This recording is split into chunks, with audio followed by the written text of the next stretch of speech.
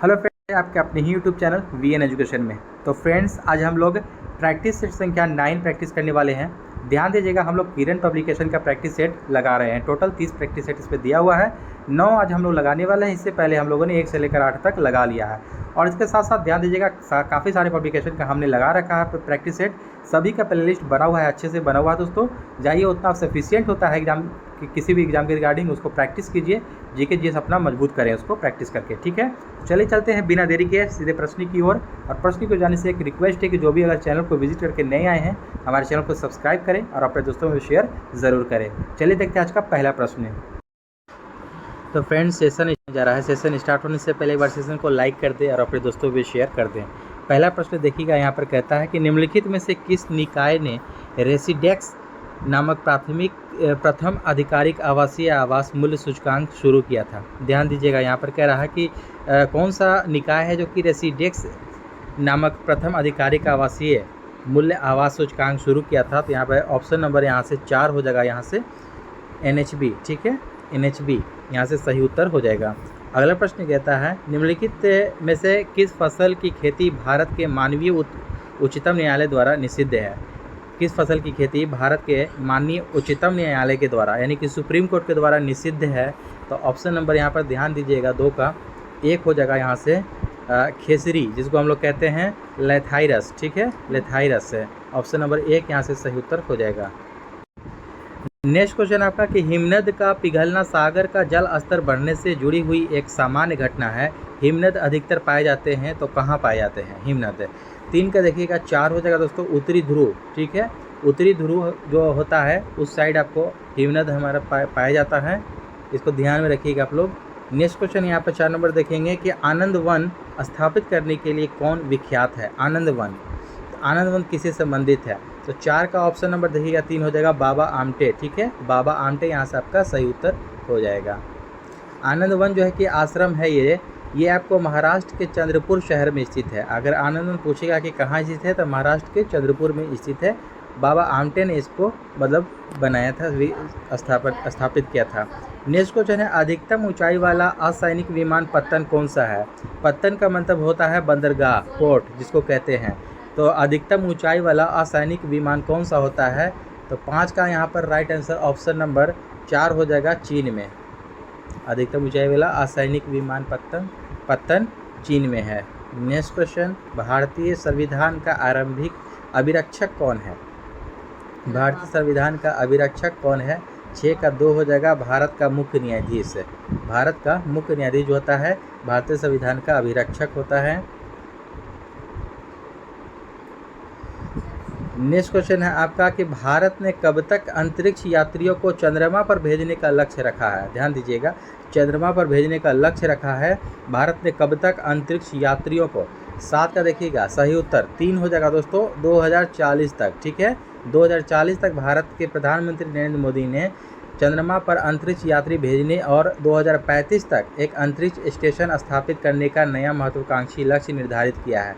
ध्यान दीजिएगा, आप लोग 2040 तक चंद्रमा पर जा सकते हैं, ठीक है। नेक्स्ट क्वेश्चन देखेंगे 8 नंबर प्रश्न कहता है, रॉलेट एक्ट 1919 से किसके काल में लागू किया गया। रॉलेट एक्ट जो आया था, जिसको हम लोग काला कानून के नाम से भी जानते हैं, ये आपको बिना वकील, बिना दलील, बिना अपील वाला ये आपको एक्ट था। इसमें क्या था कि किसी भी व्यक्ति को संदेह के आधार पर गिरफ्तार कर लिया जाता था, ठीक है। तो रॉलेट एक्ट को काला कानून के नाम से भी जाना जाता है। तो ये 1919 ये कह रहा है ये लागू किया गया था किसके समय में। तो 1919 में कौन थे वायसराय।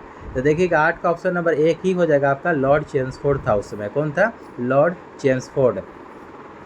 9 नंबर प्रश्न कहता है, पंचायती राज प्रणाली पहले किन 2 राज्यों में लागू की गई थी। पंचायती राज प्रणाली पहले किन 2 राज्यों में लागू किया गया था। 9 का ऑप्शन नंबर 1 हो जाएगा, आंध्र प्रदेश और राजस्थान में। कहाँ, आंध्र प्रदेश और राजस्थान में। ध्यान दीजिएगा कि पंचायती राज प्रणाली जो आपको आया था ये 2 अक्टूबर 1959 को राजस्थान के नागौर जिला में पंचायती राज पहली पीढ़ी का उद्घाटन किया, ठीक है। उसी वर्ष बलवंत राय मेहता समिति को सिफारिश से पंचायती राज व्यवस्था को आंध्र प्रदेश में भी लागू किया, ठीक है। तो दोनों आपको यहाँ से सही उत्तर हो जाएगा। डेट भी याद रखिएगा, 2 अक्टूबर 1959 ईस्वी को। नेक्स्ट क्वेश्चन है आपका कि मानव पर्यावरण सम्मेलन 1972 हुआ था, ये तो कहाँ हुआ था, एक हो जाएगा स्टॉकहोम। कहाँ हुआ था? स्टॉकहोम में। अगला प्रश्न है कि स्वर्ण मुख्यतः संबंधित होता है, यानी कि सोना के बारे में पूछ रहा है कि आपको मुख्यतः संबंधित होता है। 11 का राइट आंसर ऑप्शन नंबर 3 हो जाएगा, यहाँ से अंतर्राष्ट्रीय बाजार से संबंधित है। नेक्स्ट क्वेश्चन, द्विपक्षीय एकाधिकार किस बाजार स्थिति को दर्शाता है? द्विपक्षीय एकाधिकार किस बाजार स्थिति को दर्शाता है? 12 का 4 हो जाएगा, एक वक्रता और एक क्रेता, एक विक्रेता और एक क्रेता हो जाएगा यहाँ से सही उत्तर। 13 नंबर प्रश्न कहता है कौन सा अर्थशास्त्री यह मानता था कि बेरोजगारी असंभव है और यह किसी भी उतार चढ़ाव का सामना करने के लिए बाजार तंत्र की एक अंतर्निर्मित नियामक प्रणाली होती है। यहाँ ध्यान दीजिएगा, ऑप्शन नंबर इसका 3 हो जाएगा, जेबी से का ये कहना था। किसका कहना था? जेबी से। नेक्स्ट क्वेश्चन है आपका यहाँ पर कि भारत की संविधान सभा किसके कहने पर बनाई गई थी? किसके कहने पर बनाई गई थी भारत का संविधान सभा? 14 का देखिएगा, ऑप्शन नंबर 4 हो जाएगा, कैबिनेट मिशन। ठीक है, कैबिनेट मिशन के कहने पर ये बनाई गई थी भारतीय संविधान।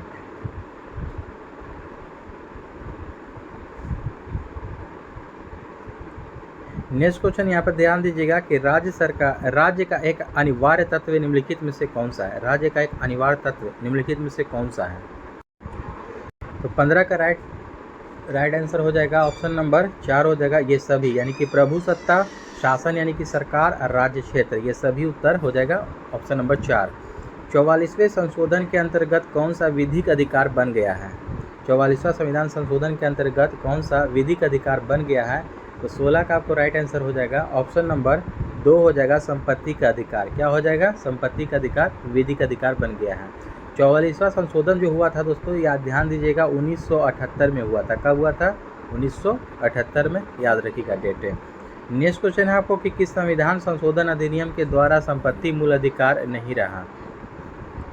17 का आपको राइट आंसर ऑप्शन नंबर 1 हो जाएगा, 44वां संविधान संशोधन। ठीक है, 44वां संविधान संशोधन 1978 में हुआ था। इसी के तहत जो है कि संपत्ति जो है आपको मूल अधिकार आपको नहीं रहा, संपत्ति जो है। ठीक है, इसको 300 के 1 में रखा गया है। ठीक है, 300 के ए अनुच्छेद में रखा गया है संपत्ति को, ध्यान दीजिएगा। नेक्स्ट क्वेश्चन है आपका कि किसने कहा था कि सत्य परम तत्व है और वह ईश्वर है? सत्य परम तत्व है और वह ईश्वर है, किसने कहा था? 18 का राइट आंसर ऑप्शन नंबर 3 हो जाएगा, मोहनदास करमचंद गांधी, यानी कि गांधी जी ने कहा था। ठीक है, नेक्स्ट क्वेश्चन, निम्नलिखित में से कौन सी जनजाति ताना भगत आंदोलन से के साथ जुड़ी हुई है? ध्यान दीजिएगा, ताना भगत आंदोलन से पूछ रहा है कि कौन सी जनजाति यानी कि ट्राइब्स, कौन सी ट्राइब्स है जो कि जुड़ी हुई है? तो 19 का राइट आंसर ऑप्शन नंबर 1 हो जाएगा, उरांव। ठीक है, उरांव जनजाति आपको ताना भगत आंदोलन से जुड़ा हुआ है। और इसका अगर नेता पूछ देगा ताना भगत का, तो जतरा भगत याद रखिएगा, जतरा भगत इसके नेता थे। नेक्स्ट क्वेश्चन यहाँ पर ध्यान देंगे हम लोग 20 नंबर के, नौजवान भारत सभा किसने स्थापित की थी? नौजवान भारत सभा किसने स्थापित किया था? तो 20 का राइट आंसर ऑप्शन नंबर 3 हो जाएगा, सरदार भगत सिंह ने शुरू किया था। ठीक है, सरदार भगत सिंह ने नौजवान भारत सभा 1926 ईस्वी में ये शुरू किया था, डेट भी याद रखेंगे साथ साथ। नेक्स्ट क्वेश्चन, 1921 में नरेंद्र मंडल या चैम्बर ऑफ प्रिंसेज किसके द्वारा आरंभ किया गया था? 1921 में नरेंद्र मंडल या चैम्बर ऑफ प्रिंसेज किसके द्वारा शुरू किया गया था, आरंभ किया गया था? 21 का ऑप्शन नंबर 3 हो जाएगा, ड्यूक ऑफ कन्नॉट के द्वारा। ठीक है, ड्यूक ऑफ कन्नॉट के द्वारा शुरू किया गया था। नेक्स्ट क्वेश्चन कि बुद्ध, धम्म और संघ मिलकर कहलाते हैं, तो ये क्या कहलाते हैं? देखिएगा, ये त्रिरत्न कहलाते हैं। ठीक है, त्रिरत्न, ये बौद्ध धर्म का ये त्रिरत्न है, जिसको बुद्ध, धम्म, संघ हो जाता है। ठीक है, वहीं एक जैन धर्म में पूछा जाता है कि त्रिरत्न क्या है बौद्ध धर्म, ये जैन धर्म के, तो साम्यक दर्शन, साम्यक आचरण और साम्यक ज्ञान, ये 3 आपको रत्न हैं जो कि त्रिरत्न कहलाते हैं, वो जैन धर्म के हैं। और बुद्ध, धम्म, संघ किसका है? त्रिरत्न बौद्ध धर्म का है। नेक्स्ट क्वेश्चन आपका दोस्तों के 23 नंबर, लिच्छवी दौहित्र किसे कहते हैं? ध्यान दीजिएगा, लिच्छवी दौहित्र किसे कहते हैं? तो इसका राइट आंसर ऑप्शन नंबर 4 हो जाएगा दोस्तों, समुद्रगुप्त को लिच्छवी दौहित्र कहते हैं। ध्यान दीजिएगा, लिच्छवी दौहित्र का मतलब क्या होता है, इससे पहले जान लीजिए ताकि काफ़ी आसानी हो जाएगा क्वेश्चन को समझने में। तो लिच्छवी दौहित्र का मतलब होता है, इसका शाब्दिक अर्थ है कि लिच्छवी की बेटी का बेटा। ठीक है, लिच्छवी की बेटी का बेटा को जो है मतलब हो गया लिच्छवी दौहित्र, ये आपको समुद्रगुप्त को कहते हैं। अगला प्रश्न कहता है यहाँ से 24 नंबर की, किस पर्वतीय स्थल को सतपुरा की रानी कहते हैं? ध्यान देंगे कौन सा पर्वतीय स्थल है जिसे सतपुरा की रानी के नाम से हम लोग जानते हैं। 24 का एक हो जाएगा पंचमढ़ी। ठीक है, पंचमढ़ी। पंचमढ़ी कहाँ पड़ता है दोस्तों? याद रखिएगा एमपी यानी कि मध्य प्रदेश में ये पड़ता है। ठीक है, पंचमढ़ी मध्य प्रदेश। ठीक है, और एक पंचगनी आता है, पंचगनी वो आपको महाराष्ट्र में है। ठीक है ना, कन्फ्यूज़न काफ़ी हो जाता है। पंचगनी जो महाराष्ट्र में है, पंचमढ़ी मध्य प्रदेश में। तो सतपुरा की रानी पंचमढ़ी को कहा जाता है। नेक्स्ट क्वेश्चन, कौन सा देश अब तटीय जहाज से इलेक्ट्रोमैग्नेटिक रेलगन को सफलतापूर्वक लॉन्च करने वाला दुनिया का पहला देश बना है? ध्यान देंगे यहाँ पर। तो 25 का आपको राइट आंसर ऑप्शन नंबर यहाँ से 2 हो जाएगा, जापान। ठीक है, जापान यहाँ से आपका सही उत्तर हो जाएगा कि अब कौन सा देश अब तटीय जहाज से इलेक्ट्रोमैग्नेटिक रेलगन को सफलतापूर्वक लॉन्च करने वाला दुनिया का पहला देश जापान है। ठीक है, जापान वैसे भी टेक्नोलॉजी के मामले में बहुत आगे है। ठीक है, ध्यान दीजिएगा। नेक्स्ट क्वेश्चन है आपका कि वह देश कौन सा है जिसमें ड्रिप सिंचाई का प्रयोग अधिक कुशलता से किया जाता है? ड्रिप सिंचाई। ठीक है, ड्रिप सिंचाई से का प्रयोग जो है कि कुछ अधिक कुशलता से किया जाता है। तो 26 का राइट आंसर ऑप्शन नंबर यहाँ से 2 हो जाएगा, इजराइल में। ठीक है, इजराइल जो है आपको यहाँ से ड्रिप सिंचाई का प्रयोग अधिक कुशलता से किया जाता है। अगला प्रश्न है 27 नंबर यहाँ से कि निम्नलिखित में से कौन सी संकटापन जाति है? ध्यान दीजिएगा, संकटापन इनमें से कौन सी जाति है, स्पेसीज है? तो 27 का आपको ऑप्शन नंबर 2 हो जाएगा, भराल। ठीक है, भराल जो है कि आपको संकटापन जाति है। नेक्स्ट क्वेश्चन, निम्नलिखित मानव निर्मित विपदाओं में से कौन सी सामाजिक रूप से प्रेरित है? 28 का राइट आंसर ऑप्शन नंबर 3 हो जाएगा, गृहदाह। ठीक है, गृहदाह यहाँ से आपका सही उत्तर हो जाएगा, जो कि सामाजिक रूप से प्रेरित है। कौन सा? निम्न मानव निर्मित विपदाओं से। नेक्स्ट क्वेश्चन, रेडियो संचार में प्रेषण एंटेना द्वारा उत्सर्जित संकेत प्रतिबिंबित होती है। ध्यान दीजिएगा, रेडियो संचार में प्रेषण एंटेना द्वारा उत्सर्जित संकेत प्रतिबिंबित होती है। तो 29 का राइट आंसर ऑप्शन नंबर यहाँ से देखिएगा, तो 3 नंबर आपका सही हो जाएगा, आयनोस्फीयर। ठीक है, आयन मंडल पर यानी कि आयनोस्फीयर में जो होता है, जाहिर सी बात है आप लोग सभी लोग जानते हो कि रेडियो संचार में जो आपको प्रेषण एंटेना का उत्सर्जित जो संकेत प्रतिबिंबित होता है वह आयनोस्फीयर से होता है, आयन मंडल पर। ठीक है, नेक्स्ट क्वेश्चन आपका है कि Kaladan multi modal transit transport project का लक्ष्य कोलकाता बंदरगाह को किस देश से जोड़ना है? ठीक है, ध्यान दीजिएगा, Kaladan multi modal transit transport project जो है, इसका टारगेट जो है, लक्ष्य है कोलकाता बंदरगाह को कौन से देश से जोड़ना है? तो 30 का आपको राइट आंसर ऑप्शन नंबर 2 हो जाएगा, इसको म्यांमार से जोड़ना है। किससे? म्यांमार से। यहाँ पर ध्यान दीजिएगा, सूची 1 को सूची 2 से मिलान करने वाला ये प्रश्न है। तो यहाँ पर ताम्रपाषाण युगीन स्थल दे रखा है सूची 1 में, सूची 2 में ताम्रपाषाण युगीन सभ्यता स्थलों की नदियाँ, यहाँ पर मिलान करना है। ध्यान दीजिएगा कि क्या होगा। तो ये आहार जो है आपको ये बनास नदी से है, बनास नदी से मिला दीजिए आहार को। कायथा का हो जाएगा दोस्तों काली नदी, कायथा का काली नदी। स्वालदा का हो जाएगा दोस्तों यहाँ से ताप्ती नदी। ठीक है, ताप्ती नदी। और मालवा का हो जाएगा नर्मदा नदी। ध्यान दीजिएगा, ये दो जो नदियाँ हैं ताप्ती और नर्मदा, ये दोनों आपको उल्टी दिशा में बहने वाली नदियाँ हैं, और डेल्टा ना बनाने वाली नदी भी यही दो है, ताप्ती और नर्मदा। इसे भी ध्यान रखेंगे। तो देखिएगा, इस प्रकार से आपका राइट आंसर ऑप्शन नंबर 31 का 2 हो जाएगा यहाँ से सही उत्तर। नेक्स्ट क्वेश्चन है आपका यहाँ से कि यूनेस्को का मुख्यालय कहाँ स्थित है? यूनेस्को का मुख्यालय कहाँ स्थित है? 32 का ऑप्शन नंबर 1 हो जाएगा, पेरिस। ठीक है, पेरिस में आपको स्थित है, पेरिस फ्रांस। ठीक है, यूनेस्को का मुख्यालय लियोन में आपको पड़ता है, ये ध्यान दीजिएगा। नेक्स्ट क्वेश्चन आपको, प्रसिद्ध पुस्तक सत्यार्थ प्रकाश किसने लिखा था? सत्यार्थ प्रकाश के लेखक हैं दयानंद सरस्वती, यानी कि स्वामी दयानंद सरस्वती। ऑप्शन नंबर 33 का 1 हो जाएगा। और एक और बुक है सत्यार्थ प्रकाश को, देखिए सत्यार्थ प्रकाश को ही हम लोग द लाइट ऑफ ट्रूथ के नाम से भी जानते हैं। ठीक है, यही आपको स्वामी दयानंद सरस्वती की ये लिखी हुई पुस्तक है। अगला प्रश्न कहता है कि राष्ट्रीय गीत जो है हमारा वंदे मातरम किस उपन्यास में शामिल है? कौन से उपन्यास में शामिल है? 34 का राइट आंसर ऑप्शन नंबर 4 हो जाएगा, आनंद मठ। ठीक है, आनंद मठ उपन्यास में शामिल है वंदे मातरम। वंदे मातरम को दोस्तों गाने का जो कितना टाइमिंग होता है ये भी जान लीजिए, 65 सेकेंड में इसे गाया जाता है। ठीक है, 65 सेकेंड, इसको याद रखेंगे आप लोग। और वहीं राष्ट्रगान का अगर बात कर दिया जाए तो आपको 52 सेकेंड में आपको गाया जाता है। और राष्ट्रगान को का संक्षिप्त विधि अगर पूछ देगा कि कितना संक्षिप्त विधि में कितना गाया जाता है, तो 20 सेकेंड, इसको भी याद रखेंगे। अगला प्रश्न कहता है किस फिल्म ने सर्वश्रेष्ठ फिल्म का राष्ट्रीय फिल्म पुरस्कार जीता है? ध्यान देंगे यहाँ पर 35 का आपको राइट आंसर ऑप्शन नंबर यहाँ पर 2 हो जाएगा दोस्तों, रॉकेटरी द नॉम्बी इफेक्ट। ठीक है, रॉकेटरी द नॉम्बी इफेक्ट, ये जो फिल्म है ये सर्वश्रेष्ठ फिल्म का राष्ट्रीय फिल्म पुरस्कार जीता है। नेक्स्ट क्वेश्चन, भारत का चावल भंडार किस राज्य को कहते हैं? भारत का जो चावल भंडार जो है कौन से स्टेट को कहा जाता है? ध्यान दीजिएगा, 36 का 4 हो जाएगा आंध्र प्रदेश। ठीक है, धान का कटोरा आप लोग ने सुना होगा, ठीक है, कहीं पढ़ा होगा। ठीक है, आंध्र प्रदेश को धान का कटोरा कहा जाता है, वही हो गया। चावल का भंडार किस राज्य को कहते हैं? तो आंध्र प्रदेश। ठीक है, अगला प्रश्न यहाँ पर कहता है सदाकत आश्रम कहाँ स्थित है? ध्यान दीजिएगा, सदाकत आश्रम कहाँ स्थित है? तो 37 का ऑप्शन नंबर 1 हो जाएगा, पटना में ही स्थित है, पटना में। नेक्स्ट क्वेश्चन है आपका दोस्तों कि कौन से बौद्ध स्थल में पत्थर से तराशे शिल्प नहीं है? ध्यान दीजिएगा, कौन सा बौद्ध स्थल है जिसमें पत्थर से तराशे शिल्प नहीं मिलते हैं? अजंता, कारले, नासिक या नागार्जुन कोंडा? तो देखिएगा 38 का ऑप्शन नंबर 4 यहाँ से हो जाएगा, इसी में आपको नहीं है, तो राइट आंसर ऑप्शन नंबर 4 हो जाएगा। अगला प्रश्न कहता है यहाँ पर भारत के संसद में होते हैं, ध्यान दीजिएगा, भारत के संसद में कौन कौन शामिल होता है?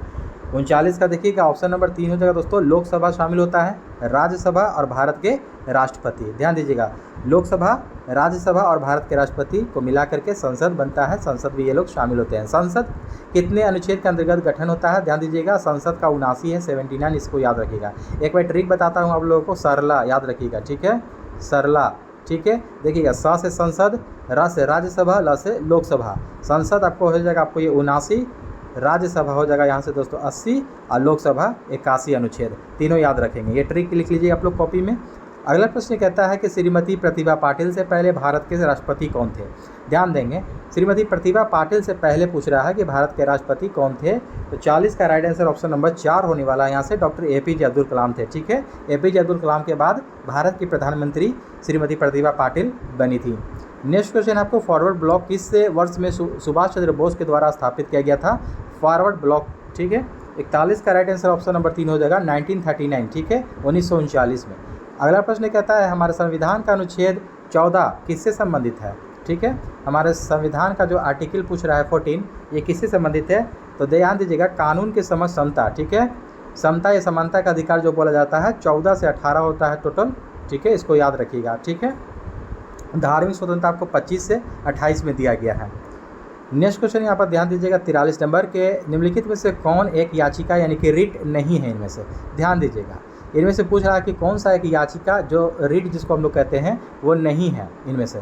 फटकार, बंदी प्रत्यक्षीकरण, निषेधाज्ञा या क्योटो वारंटो? ध्यान दीजिएगा, तो 43 का ऑप्शन नंबर देखिएगा, ये एक ही हो जाएगा आपको, फटकार, ये आपको रिट नहीं है। बंदी प्रत्यक्षीकरण आपको जो हैबियस कॉर्पस जो होता है ये आपको रिट है।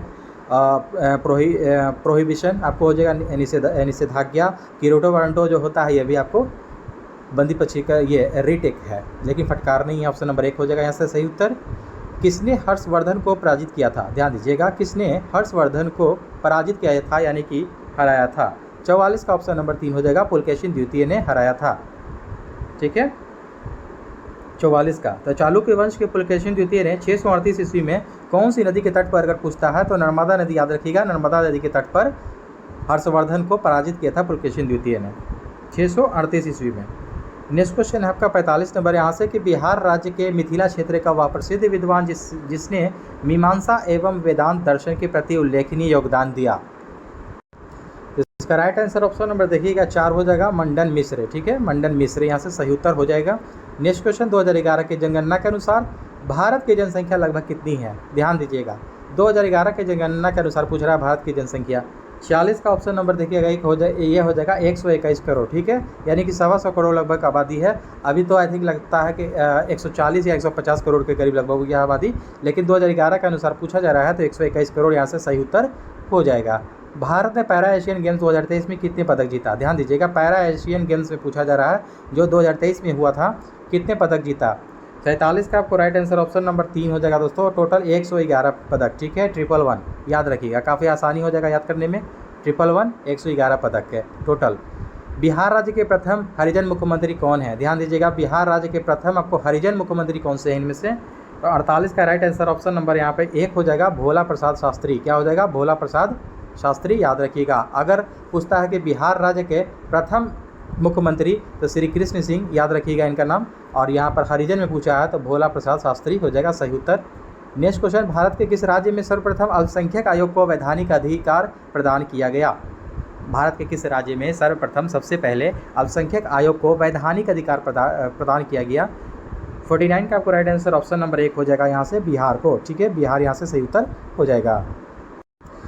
50 नंबर प्रश्न कहता है कि निम्नलिखित में से किसे भारत के राष्ट्रपति के रूप में निर्विरोध चुना गया? ठीक ना, भारत के राष्ट्रपति के रूप में किन्हें निर्विरोध चुना गया था? तो 50 का आपको राइट आंसर ऑप्शन नंबर यहाँ पर ध्यान दीजिएगा 3 हो जाएगा, नीलम संजीव रेड्डी। निर्विरोध का मतलब होता है कि इनके विरोध में कोई खड़ा ही नहीं हुआ। ठीक है, तो इन्हें निर्विरोध चुना गया, तो नीलम संजीव रेड्डी हो जाएंगे यहाँ से राइट आंसर। ठीक है, 50 का आपको राइट आंसर ऑप्शन नंबर 3 हो जाएगा। इनको कब चुना गया था? 1977 में, याद रखिएगा, डेट भी याद रख लीजिए, 1977, 1977। नेक्स्ट क्वेश्चन 51 नंबर, ध्यान दीजिएगा, यहाँ से हम लोग सामान्य विज्ञान का प्रश्न हल करने वाले हैं। गणित और रीजनिंग के लिए PDF ले लीजिएगा आप लोग, टेलीग्राम से जुड़ जाइए, वहाँ से आप लोग को प्रोवाइड हो जाएगी PDF, वहाँ से आप लोग प्रैक्टिस कीजिएगा। ध्यान दीजिएगा, टेलीविज़न के रिमोट कंट्रोल में प्रयुक्त विद्युत चुम्बकीय तरंगें कैसी होती हैं? जो हम लोग टेलीविज़न में हम लोग जो रिमोट चलाते हैं, जिससे हम लोग चैनल चेंज करते हैं दोस्तों, उसमें कौन सी विद्युत चुम्बकीय तरंग का हम लोग यूज़ करते हैं? क्या होता है उसमें? 51 का देखिएगा, अवरक्त विकिरण होता है उसमें। ठीक है, अवरक्त विकिरण, ध्यान दीजिएगा, काफ़ी ईजी प्रश्न है। स्वचालित वाहनों के रेडिएटर में प्रतिहिम के रूप में किस पदार्थ का प्रयोग किया जाता है? ठीक है, प्रतिहिम के रूप में रेडिएटर में स्वचालित वाहनों में पूछ रहा है। 52 का आपको राइट आंसर ऑप्शन नंबर यहाँ से 1 हो जाएगा, मेथिल अल्कोहल और H2O। ठीक है, मेथिल अल्कोहल और H2O का यूज़ किया जाता है। नेक्स्ट क्वेश्चन है आपका कि यहाँ से हाइड्रोलिक प्रेस में किसका उपयोग होता है? हाइड्रोलिक प्रेस में, यहाँ ध्यान दीजिएगा, हाइड्रोलिक प्रेस में हम लोग पास्कल के नियम का यूज़ करते हैं। किसका क्या होता है? पास्कल नियम। 54 नंबर प्रश्न कहता है कि वीमा पूछ रहा है यहाँ से, MLT इनवर्स 2 किसके अनुरूप है? यानी कि किसका होता है ये वीमा? 54 का देखिएगा 1 हो जाएगा, ये बल का ही है। ठीक है, बल का होता है। नेक्स्ट क्वेश्चन यहाँ पर ध्यान दीजिएगा, क्या घटित होने पर सहज परिवर्तन होता है? क्या घटित होने पर सहज परिवर्तन होता है? एंट्रोपी में कमी, मुक्त ऊर्जा में कमी, मुक्त ऊर्जा में वृद्धि या आंतरिक ऊर्जा में वृद्धि? 55 का ऑप्शन नंबर 2 हो जाएगा, मुक्त ऊर्जा में कमी, यहाँ से आपका सही उत्तर हो जाएगा। नेक्स्ट क्वेश्चन है आपका, निम्नलिखित में से कौन सा गैर चुंबकीय पदार्थ है? ध्यान दीजिएगा, गैर चुंबकीय पदार्थ पूछ रहा है यहाँ से। 56 का आपको राइट आंसर ऑप्शन नंबर 4 हो जाएगा, तांबा। तांबा जो है कि यहाँ पर गैर चुंबकीय पदार्थ है, यानी कि चुंबक, इसमें चुंबक का कोई असर नहीं होगा। ठीक है, लोहा हो गया, निकेल हो गया, कोबाल्ट हो गया, ये सब आपको चुंबकीय पदार्थ है। नेक्स्ट क्वेश्चन, जब कोई दौड़ती हुई कार अचानक रुक जाती है तो यात्री आगे की ओर झुक जाते हैं, क्यों? ध्यान दीजिएगा, जब कोई दौड़ती हुई कार होगी या कोई भी ट्रेन, बस जो भी है, झुकती है, रुक जाती है तो अचानक यात्री जो है कि आगे की ओर झुक जाते हैं। ऐसा क्यों होता है? तो 57 का देखिएगा, ये गति का जड़त्व हो जाएगा। ठीक है, गति का जड़त्व है। और वहीं अगर पूछ देता है कि अगर अचानक से अगर कोई बस चलती है या ट्रेन चलती है, जो भी है, या बाइक चलती है या कार चलती है, तो यात्री जो है कि पीछे की ओर थोड़ा सा पीछे की ओर धक्का लगता है। ऐसा क्या होता है? वो विश्राम का जड़त्व आ जाता है। ठीक है ना, वो आराम का जड़त्व यानी कि विश्राम का जड़त्व हो जाएगा। ठीक है, तो इसका राइट आंसर ऑप्शन नंबर 3 है। नेक्स्ट क्वेश्चन यहाँ से देखिएगा, K4NiCN का होल 4 में निकल का ऑक्सीकरण संख्या क्या है? इसमें निकल का ऑक्सीकरण संख्या पूछा है, तो 58 का ऑप्शन नंबर 1 हो जाएगा 0। क्या हो जाएगा? 0 है। नेक्स्ट क्वेश्चन, लोहे में जंग लगना क्या है? ध्यान दीजिएगा, लोहे में जंग लगना क्या है? कैसा, मतलब कि ये उदाहरण है, कौन से परिवर्तन का उदाहरण है? तो 59 का देखिएगा 2 हो जाएगा यहाँ से, विद्युत रसायन परिवर्तन। विद्युत रसायन परिवर्तन हो जाएगा लोहे में जंग लगना, यानी कि रासायनिक परिवर्तन का उदाहरण है। तो ध्यान दीजिएगा, भौतिक परिवर्तन और रासायनिक परिवर्तन जो होता है, इनमें मैं आपको डिफरेंस समझाता हूँ क्या होता है आखिर एक्चुअली में। तो भौतिक परिवर्तन वो होता है, उसे कहते हैं अगर कोई भी चीज़ जैसे उसको किया जाए और अगर उस चीज़ को वापस उसी फॉर्म में लाया जा सकता है, तो वो आपको भौतिक परिवर्तन हो गया। और जिस चीज़ को वापस उस फॉर्म में ना लाया जा सकता है, वो आपको रासायनिक परिवर्तन हो गया। ठीक है, जैसे लोहे में जंग लग गया, तो एक बार लग गया वो ख़राब हो जाता है, तो आपको रासायनिक परिवर्तन हो गया। जैसे कि बर्फ़ का पिघलना, अगर यदि बर्फ़ को पिघल जाता है तो उसको फिर से हम लोग जमा करके बर्फ़ के रूप में ला सकते हैं, तो वो आपका भौतिक परिवर्तन कहलाता है। ठीक है, आई होप कि आप लोग समझ गए होंगे भौतिक और रासायनिक परिवर्तन में अंतर, डिफरेंस। नेक्स्ट क्वेश्चन आपका यहाँ पर 60 नंबर के रेडियोधर्मी तत्व किसके उत्सर्जन करते हैं? ये रेडियोधर्मी तत्व जो है आपको, ये किसका उत्सर्जन करते हैं? तो 60 का आपको राइट आंसर ऑप्शन नंबर 4 हो जाएगा दोस्तों, अल्फा, बीटा तथा गामा विकिरण का उत्सर्जन करते हैं रेडियोधर्मी तत्व। नेक्स्ट क्वेश्चन है यहाँ पर कि क्रूड ऑयल को कभी कभी मधुर क्यों कहा जाता है? ठीक ना, क्रूड ऑयल को कभी कभी मधुर क्यों कहा जाता है? तो देखिएगा ऑप्शन नंबर 2 यहाँ से राइट हो जाएगा आपका कि यह सल्फर का अंश कम होने से कुछ मधुर होता है। यह सल्फर का अंश कम होने से कुछ मधुर होता है, इसीलिए क्रूड ऑयल को कभी कभी मधुर कहा जाता है। 62 नंबर प्रश्न कहता है कि जैविक अपशिष्टों से पौधों के आसपास की मिट्टी को ढकने के लिए निम्नलिखित में से किस या किन पद्धतियों का उपयोग किया जाता है?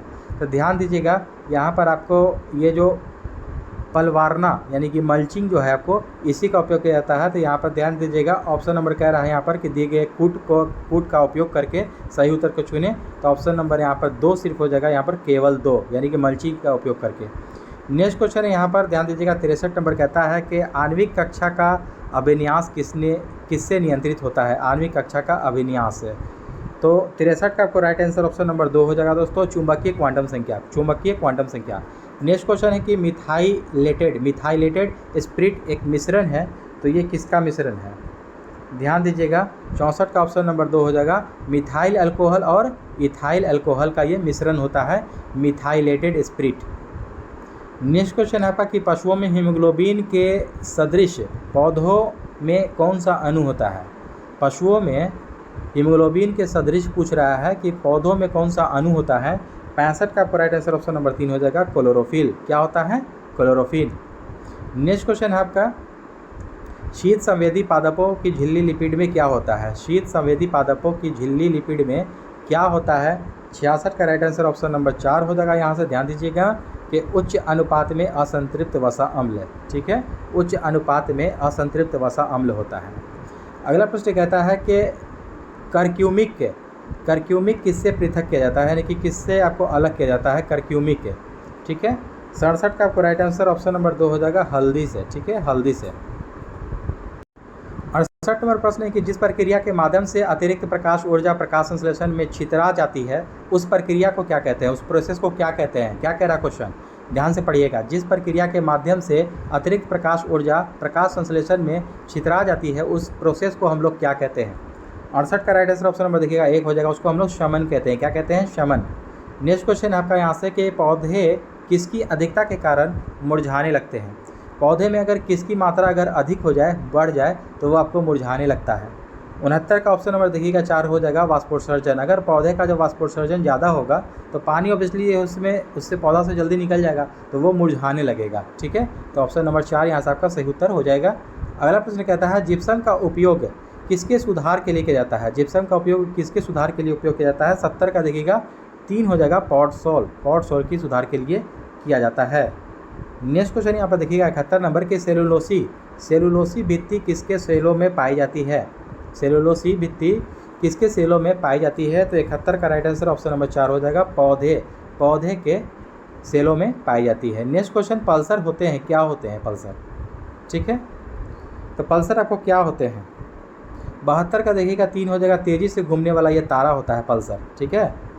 पल्सर जो आप लोग बाइक चलाते हैं, यूज़ करते हैं, ठीक है, वही पल्सर।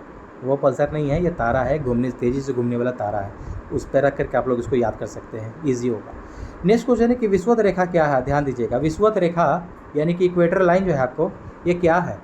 73 का ध्यान दीजिएगा, यहाँ पर ऑप्शन नंबर 2 हो जाएगा, उत्तर और दक्षिण ध्रुवों के बीचों बीच पृथ्वी के गिर्द घूमने वाली काल्पनिक रेखा को हम लोग विषुवत रेखा कहते हैं, ठीक है, जो बीचों बीच खींची गई है। नेक्स्ट क्वेश्चन है, चंद्रमा के पिछले पार्श्व की फ़ोटो ली थी तो किसने ली थी? 74 का देखिएगा ऑप्शन नंबर यहाँ पर 3 हो जाएगा, लूना तृतीय ने लिया था, ठीक है, लूना थर्ड ने चंद्रमा के पिछले पार्श्व की फ़ोटो ली थी। नेक्स्ट क्वेश्चन है और इस सेट का अंतिम प्रश्न है कि HTML में टैग किसमें परिबद्ध है? कुंजी शब्दों के बने होते हैं। ध्यान दीजिएगा, HTML में टैग जो होता है किसमें परिबद्ध है? परिबद्ध कुंजी शब्दों के बने होते हैं। 75 का राइट आंसर ऑप्शन नंबर 1 हो जाएगा, कोणीय कोष्ठक, ठीक है, कोणीय कोष्ठक ये बने होते हैं, ठीक है। HTML का अगर फुल फॉर्म पूछ देता है दोस्तों, याद रखिएगा, हाइपर टेक्स्ट मार्कअप लैंग्वेज होता है, इसे ध्यान में रखिएगा, ठीक है। कभी कभी फुल फॉर्म भी पूछ लिया जाता है प्रश्नों में। तो दोस्तों आई होप के आज का भी सेशन अच्छा लगा हो तो हमारे चैनल को सब्सक्राइब करें और अपने दोस्तों को शेयर ज़रूर करें। तो और एक और नेक्स्ट सेट में हम लोग मिलते हैं। जय हिंद।